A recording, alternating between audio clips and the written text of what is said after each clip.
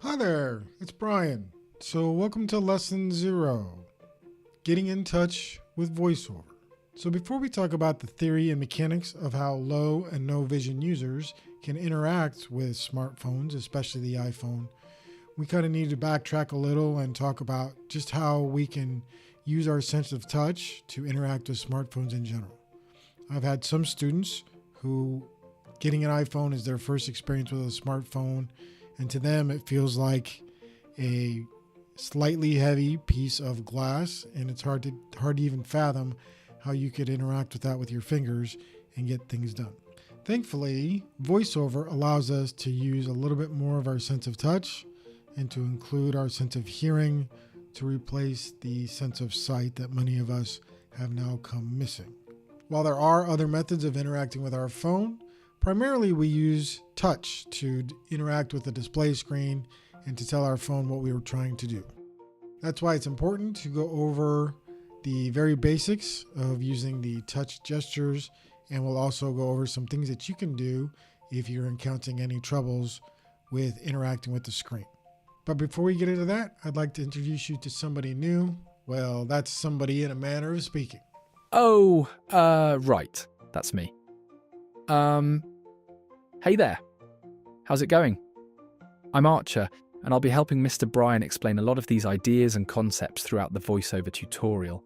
Mind you, I'm just reading the scripts that he gives me, so if anything sounds weird, let's, blame the writer, yeah? Oh, and before I forget, there will be several other voices used in this tutorial. You see, well, we sound a lot better than Mr. Fingers over there. Mr. Fingers? Yeah, that's what us chatbots call him. Because, well, you know, he's got fingers, digits, protuberances, the whole setup. All right, I get it. I'm good for being the fingers around here. I will try to be more useful.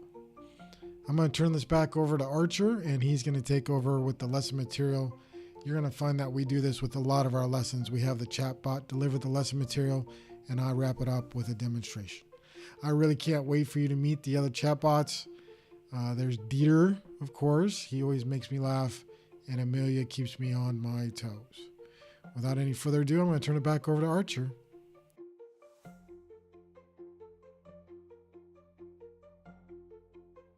Oh, right, yes, okay. Let's get started. Using alternative finger gestures and accommodations in VoiceOver. All right, mates, listen up. This is an important one. Before we ever think about understanding VoiceOver, we need to make sure we are all on the same page when it comes to terms and definitions. If you're a seasoned smartphone user, then you probably won't need to hang around here for this lesson. Seriously, you can jump on ahead to lesson 1, the basics of VoiceOver, if you already have a good understanding of how to use the touchscreen on a smartphone. If you are new to smartphones or just want to hang out with us, please feel free to stick around. Okay, time to talk about alternative gestures and accommodations. Because let's face it, not every hand is the same, and not every situation is ideal for precise swiping and tapping. So if you've ever struggled with getting your swipes to register, your double taps to behave, or your rotor gestures to cooperate, this lesson is for you. Let's break it down and make sure you're equipped with all the tools to make VoiceOver work for you, and not the other way around. Oh, and before we move on, when VoiceOver is on, your phone is going to act very differently, like Spock raising and eyebrow levels of different. But don't panic, it's designed that way for a reason. Mr. Fingers over here? I've heard him operate his iPhone at warp speed 8, so trust me, it can be done. Understanding swipe gestures, or how to not fight your phone? First, let's talk about the swipe, one of the most fundamental gestures in VoiceOver. A swipe is a quick flick of one finger across the screen. Think of it like brushing a crumb off the table. Fast, light, and controlled. You can adopt a more productive posture by hunching over your phone, like a lot of kids do when they are learning to write with a pencil or pen. Boy, do I wish. Also, keeping your device square to your finger gestures is crucial. The key here is to keep your movement straight and consistent. If your swipe is diagonal or too slow, VoiceOver might think you're trying to explore by touch instead of swiping. If you find yourself struggling, Try placing the phone on a flat surface like a table and practicing swipes there. Pro tip: many users who struggle with the swipe gesture see improvement when they shorten the swipe, less than an inch, and make it much quicker.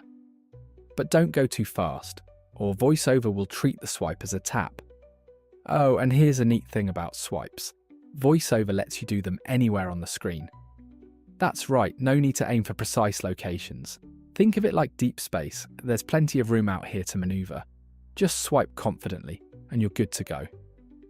In fact, we hope that someday you'll be able to operate your phone with one hand, leaving your other hand free for, well, the Vulcan grip. No, seriously, many veteran VoiceOver users can hold their phone in the palm of one hand and use the thumb of that same hand to do swipes and double taps. Great for when you need to hold a phaser, or even a white cane, in your other hand and operate your communicator. Mastering the double tap, or the tap that always works when you don't want it to. Ah yes, the double tap, the ultimate way to activate buttons, links, and basically everything else. This is a relatively new gesture to many people, as sighted folks rarely use this finger gesture. Why? Well, good question. That's because they just tap on things when they want to interact with them. But for those without low or no vision, touching things is how they figure a lot of things out, and that includes smartphones. Essentially, think of the one-finger double tap as the way that VoiceOver users now tap things on the screen. Sometimes, if you're holding the phone in your hand, the motion of tapping can cause the screen to move between the first and second tap. This makes it seem like nothing happened, even though you double tapped. Pro tip: you can use split tap. Place one finger on the item and tap anywhere else with another finger. Many VoiceOver users rely on this technique when typing on the on-screen keyboard. The rotor, the gesture that baffles beginners, but you'll love it eventually. The rotor is one of the most powerful tools in VoiceOver, and it's also one of the most frustrating to get right at first, kind of like figuring out proper etiquette in a Klingon spaceport. The standard method is to rotate two fingers like you're turning an invisible dial, but if that's tricky, don't worry, you have options. One alternative method is to use thumbs on either hand, placing the phone down flat. Think of it like twisting the lid off a stubborn peanut butter jar. Live long and prosper. Peanut butter. Pro tip: if you simply can't master the rotor gesture, assign a different action, like a four-finger swipe, instead of the twisty motion. Keeping gestures square to your device, or why tilting your phone might drive you crazy. Your phone expects gestures to be performed in relation to the screen, not your hand position.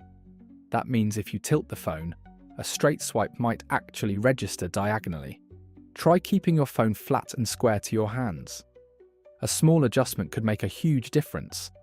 Also remember that by default, our phone screen tends to rotate between portrait and landscape mode when we turn our phone sideways.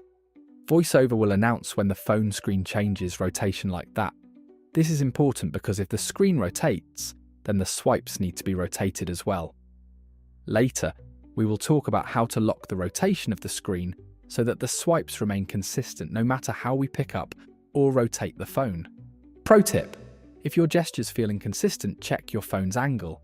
It might be working against you. I mean, it would look funny if Spock showed you live long and prosper fingers, but they were pointed the wrong way.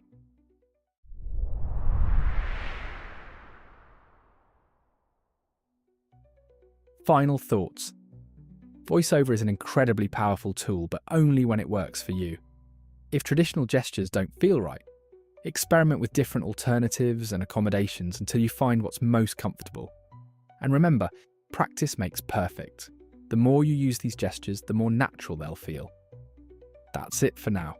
Go forth and swipe, tap, and rotor like the VoiceOver pro you were meant to be. Live long and gesture. And now Ensign Fingers if you would. Thank you, Captain Marcher. Ensign Fingers reporting for duty. As you can see, the chatbots are going to have a little bit of personality. Normally, this is where I would do a demonstration, but we're just getting into things. And so we still need to cover some basic VoiceOver theory and mechanics and stuff like that. And we'll do that in the next lesson. So the purpose of this lesson really is to kind of ease you in, show you the format, introduce you to the idea of using a chatbot. And then I'm going to give you some practical tips here. Remember, this is a new way of doing things. We don't get time like when we were kids to learn how to do a new skill and then get time in the classroom to practice and spend years practicing those skills before we have to use them in a work environment or life situation. So it's important to be patient, to understand that this is going to take some time to learn these new skills. Be kind to yourself, give yourself some grace. I'm reminded of when the PlayStation first came out, and up until that point, a lot of us were just used to the old Atari controller or Nintendo controller. And when the PlayStation came out, it was a whole new way of holding a controller, a whole new way of dealing with buttons, a lot of unfamiliarity with that particular controller. So you had to spend a little bit of time getting used to it before you could actually go play a video game. VoiceOver will be a lot like learning that new controller, but once you get the hang of it, you're going to be able to do some pretty amazing things on your phone. Don't be surprised if you encounter a lot of early struggles with stray touches, with having to repeat steps, with having to listen to things over and over and over again.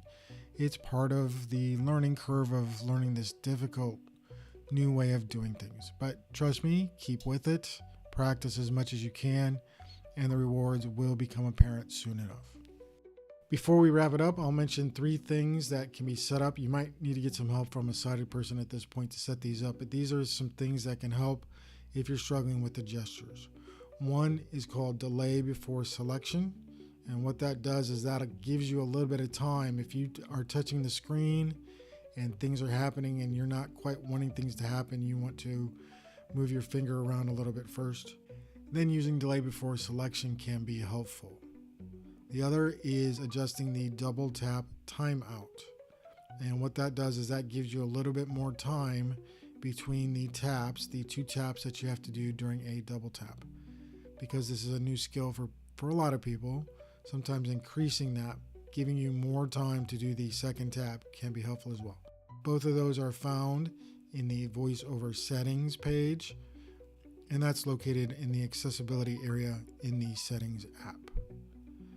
One final thing is a notion called reachability.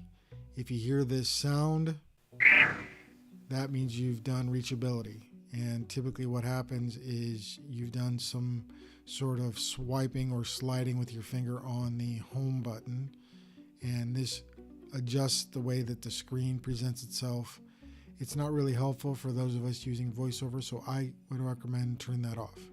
To do so, you'll have to back up out of the VoiceOver page, back into the main accessibility page, and then go down into touch, the touch settings, and you can find reachability there and you can turn that off. That is all for this lesson.